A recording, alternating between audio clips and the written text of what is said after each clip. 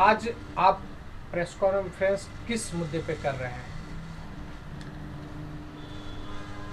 मैं मदन गोपाल पंडित, राष्ट्रीय संयोजक, भारतीय प्रजापति महासंघ एकीकरण अभियान बिहार। मैं ये कहना चाह रहा हूँ कि हिंदुस्तान आज अमृत काल के रूप में मनाया जा रहा है, अमृत वर्ष के रूप में मनाया जा रहा है।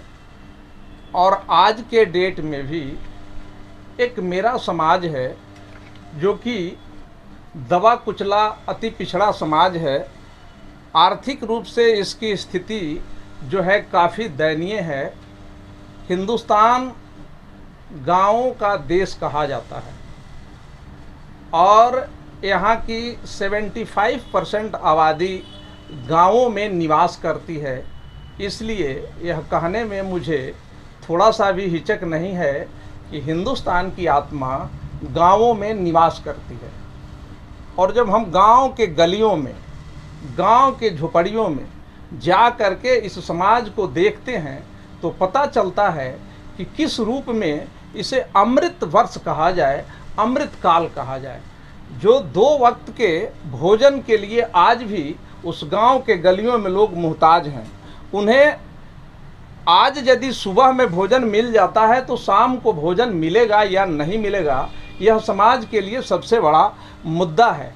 इसलिए हम सभी हिंदुस्तान के पूरे भारतवर्ष के प्रजापति समाज से आग्रह करते हैं, निवेदन करते हैं कि आप 31 जुलाई 2023 को अपने मांगों के समर्थन में, अपने मांगों को भारत सरकार से मनवाने के लिए, अपने मांगों को राष्ट्रपति के यहाँ देने के लिए जिलाधिकारी के माध्यम से आप सभी बंधुओं से मेरा करवर प्रार्थना है, निवेदन है कि आप लोग अपने एक एक आदमी, केवल समाज के नाम एक दिन मैंने नारा दिया है कि समाज के लिए केवल एक दिन आप दीजिए।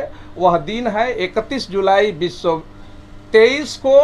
आप पूरे दल बल के साथ प्रदर्शन के रूप में, या यदि प्रदर्शन के रूप में आप जाने में हिचक रहे हैं तो आप अपनी मांग को ले जा करके जिलाधिकारी के माध्यम से, जो यहाँ इस रूप में वर्णित है, ये सारी चीज़ों को यहाँ लिख दी गई है। आपसे आग्रह होगा कि इसको अपने स्तर से लिख लीजिए या फिर इसको ही कर करके और पूरे जिलाधिकारी के माध्यम से भारत के राष्ट्रपति महोदया को, भारतीय प्रधानमंत्री महोदय को, भारतीय मुख्यमंत्री, बिहार के मुख्यमंत्री को और बिहार के राज्यपाल को अपनी मांग को ले जा करके आप समर्पित करें, ताकि आपकी यह जो चिर प्रतीक्षित मांग है, जिसको आपको 26 जनवरी 1950 को हासिल होनी चाहिए थी। भारतीय संविधान 26 जनवरी 1950 को जिस दिन लागू होता है, उस दिन से लिखा गया है कि शिल्पकार श्रेणी की जितनी भी जातियां हैं, उन जातियों को अनुसूचित जाति का दर्जा दिया जाए, इसलिए कि वह शिल्पकार समाज को सब चीज़ देता है। समाज को सभ्य बनाने में इन शिल्पकारों का जितनी भूमिका है वह और किसी भी बिरादरी को मैं नहीं देखता हूँ। एक प्रजापति समाज, एक कुम्हार, आदि काल में यदि हम जाते हैं तो आदि काल में जब मेरे पास बर्तन नहीं हुआ करता था, उस जमाने में कुम्हारों ने अपनी मेहनत के बल पर, अपनी बुद्धि और विवेक के बल पर मिट्टी से उस घड़ा को बनाया, मिट्टी से ग्लास को बनाया, मिट्टी से सारे बर्तन को बनाए और पूरे समाज को पका हुआ खाना देने का काम किया। वह समाज आज भी दयनीय स्थिति में है। इसलिए ये मैं कहता हूँ कि यह जो समाज है, इस विश्व का पहला यदि कोई वैज्ञानिक समाज है तो वह प्रजापति समाज है और आज भी वह दयनीय स्थिति में है। इसलिए मैं अपील करता हूं कि हिंदुस्तान के टोटल प्रजापति 31 जुलाई को अपने मांगों को समर्थन में जिलाधिकारी के माध्यम से इस मांग को दे और भारत सरकार से निवेदन करता हूं कि इनकी उचित मांग है वह इसे स्वीकार करे, इन्हें सम्मान करे। पूरा समाज उसके साथ खड़ा हो जाएगा और यदि नहीं तो फिर यह पूरा समाज विपरीत दिशा में जाएगा और सारी सत्ताधारी शक्तियों को, जितने भी सत्तासीन शक्तियां हैं, चाहे वह स्टेट की सत्तासीन शक्तियां हो, चाहे वह भारत सरकार की सत्तासीन शक्तियां हो, सबको धूल चटाने का ये हमारा समाज काम करेगा। भारत सरकार से मुख्य रूप से आपकी क्या मांगे हैं? भारत सरकार से ये मांग है कि 26 जनवरी 1950 को शिल्पकार श्रेणी का दर्जा देते हुए हमें अनुसूचित जाति का दर्जा दिया जाए और यह दर्जा मध्य प्रदेश के 8 जिला में हमें मिला हुआ है। उत्तराखंड सरकार पूरी तरह अभी शिल्पकार श्रेणी का दर्जा दे चुकी है। मैं इन शेष बचे भारत के राज्यों से निवेदन करना चाहता हूं कि आप भी उत्तराखंड और मध्य प्रदेश के 8 जिला के भांति आप भी पूरे भारत के प्रजापति समाज को, कुम्हार समाज को यह दर्जा दे दें, ताकि उनका सामाजिक और आर्थिक विकास हो सके, ताकि उनकी राजनीतिक भागीदारी मिल सके। ये सारी चीज़ें मैं मांग करता हूं भारत सरकार से और स्टेट गवर्नमेंट से भी। अगर नहीं मिलता है आपको ये आरक्षण जो मांग कर रहे हैं, अगर सरकार आपको, बिहार सरकार नहीं देती है, तो आपका आंदोलन किस रूप में होगा? जंग जिंदगी है, लड़ना इसे पड़ेगा, जो लड़ नहीं सकेगा आगे नहीं बढ़ेगा। यह मेरा बहुत पहले से, मेरा बचपन से यह आदत रहा है कि मैं अपनी मांगों के लिए, मैं अपने अधिकार को, संवैधानिक अधिकार को लेने के लिए संवैधानिक तरीके से सड़क से लेकर के संसद तक, सड़क से लेकर के सदन तक संघर्ष करने में सक्षम हूँ। मेरी जातियाँ, मेरे परिवार के सारे लोग इसमें सक्षम हैं और मैं इसे संघर्ष करके हासिल करूँगा। यदि भारत सरकार नहीं देती है तो मुझे चुनाव से पहले, यह मेरा डिसीजन है कि यदि चुनाव से पहले, ये 24 के चुनाव से पहले नहीं लागू हुआ तो हम जंतर मंतर पर दिल्ली में पूरे भारत के प्रजापति समाज अपनी मांगों को लेकर के वहाँ प्रदर्शन करेंगे और धरना देंगे। अनिश्चितकालीन धरना मेरा लागू होगा। जिन व्यक्ति को आरक्षण मिलना चाहिए, लेकिन आप लोग आवाज़ उठाते हैं, लेकिन जहां पर जिस व्यक्ति को आरक्षण मिलना चाहिए उनको आज तक नहीं मिला, लेकिन आरक्षण के श्रेणी में कोई और आ जा रहे हैं। ये इस व्यवस्था का दोष है। व्यवस्था में दिया गया है सारी चीज़ें कि जिस कौम को, सामाजिक रूप से जो कौम पिछड़ा हुआ है, सामाजिक रूप से जो जातियां पिछड़ी हुई है, उसे सपोर्ट की आवश्यकता है, लेकिन एक लिमिट टाइम तक सपोर्ट की आवश्यकता थी, जिसे अब भारत सरकार या जो भी सरकारें हैं उसे अपने दूसरे रूप में लेती हैं, चुनावी रूप में लेती हैं और उसको नहीं दे करके जो चीज़ जिन्हें मिलना चाहिए वह नहीं मिल पा रहा है और जिन्हें नहीं मिलना चाहिए उन्हें कुछ चीज़ें ज़रूर मिल रही है। यह जो है, यह व्यवस्था का पार्ट है। व्यवस्था इसमें सुधार करे, उसके साथ हैं हम लोग। मुकेश सहनी जी भी आरक्षण को लेकर रथ निकले हैं, लेकिन उसमें 4 करोड़ का जो रथ से निकले हैं वो 4 करोड़ का रथ है।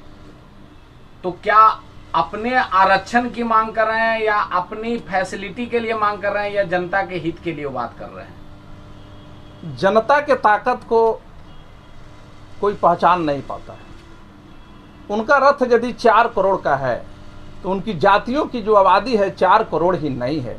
यदि पूरी जातियां उनके साथ है, पूरे समाज उनका साथ है, तो 1-1 रुपया यदि समाज देता है तो 4 करोड़ का वह 24 करोड़ भी हो जाता है। तो वह समाज का सहयोग से लेकर के वो चल रहे हैं। ऐसा नहीं है कि वह अपने व्यक्तिगत किसी पैसे से चल रहे हैं, वो तो समाज का सपोर्ट है। आरक्षण समाज के लिए लेने के लिए कहाँ, कौन सी संविधान में लिखा है कि आप 4 करोड़ की गाड़ी में एसी, फुली एसी में आप बैठ के चलिए और जनता, अगर आपको जनता के हित की बात करते हैं तो जनता के हित के लिए सड़कों पर आना पड़ेगा, ना कि 4 करोड़ की गाड़ी में चलना पड़ेगा। मैं इस मत से सहमत हूं कि जनता के हित के लिए सड़क पर रहने की आवश्यकता है। उस गांव के, मैंने पहले भी कहा कि गांव के उस दबे कुचले लोगों को, समाज के पिछड़े वर्ग के जो लोग हैं उनके घरों में जा कर के वहाँ मीटिंग करने की आवश्यकता है, वहाँ बैठने की आवश्यकता है, उनको मोटिवेट करने की आवश्यकता है कि आपकी ये समस्या है, इस समस्या के लिए आप आइए आगे। मैं ये नहीं कहता हूं कि मैं करूंगा, समाज के लोगों को मैं निवेदन करता हूं कि आपकी वह समस्या है, यदि आपके पैर में दर्द है तो इलाज उसको आपको करना पड़ेगा, दूसरा कोई करके नहीं देगा। मैं इस मत से सहमत हूं, इसलिए उन्हें आगे आना चाहिए। मैं उन्हें आगे आने के लिए प्रेरित कर रहा हूं। आप, एक सवाल आपसे हमको चाहिए, आप, मुकेश सहनी जी भी निकल रहे हुए हैं आरक्षण के लिए, और बिहार में बदलाव को लेकर पिक्के भी निकले हुए हैं, प्रशांत किशोर जी भी निकले हुए हैं। प्रशांत किशोर कंटिन्यू पैदल चल के गाँव में, गलियों में, सड़कों पर, नाली में, पानी में खड़े होकर समाज को बता रहे हैं, और मुकेश सहनी जी 4 करोड़ के गाड़ी से चल रहे हैं। अंतर दोनों में क्या है?